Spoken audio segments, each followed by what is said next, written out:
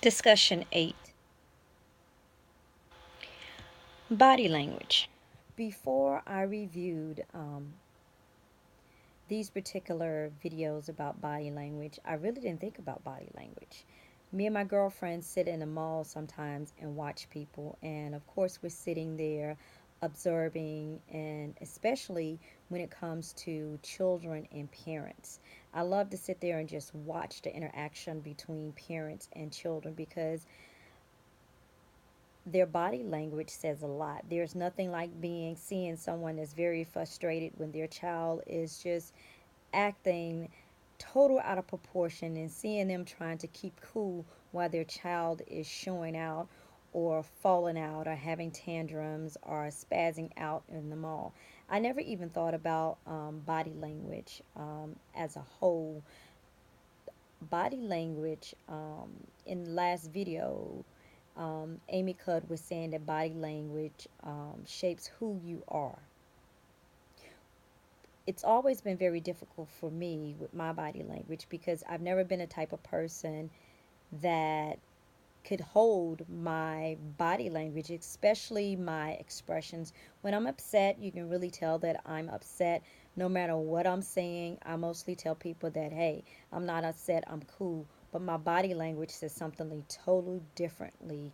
My eyes tear up, my voice get very weary, very dry, very stiff. Even my stance and my body language is totally different when I'm upset. So that's something that I have not been able to control. And I never even really thought about it until these videos that I was seeing.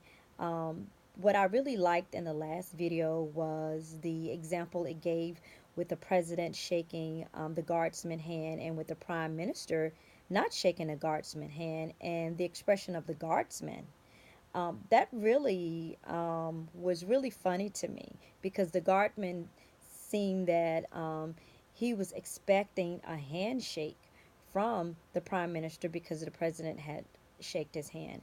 I think personally, body language says a lot because sometimes people don't even have to say a word, but you can generally just look at their postures. You can look at their facial expressions. You can just look at the day to day things that they're doing with their body language to determine what's going on in their lives. For me, I never even thought about it until I actually viewed these videos at how important my body language exhibits what's going on when at my job when we're doing interviewing. Sometimes they allow us to come in on an interview, and what I do and sit in and look, I sit there and look at people's facial expressions when we're asking the questions.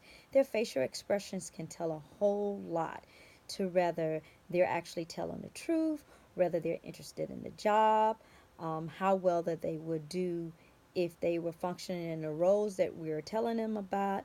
I never even thought about the body language, but I can understand your body language being very important, especially when it comes to communicating with others, because you're saying one thing out of your mouth, but you're exhibiting something else through the language, through the use of your hands, through the use of your mouth, through the use of your eyes, even the smile, even the frowning of your face.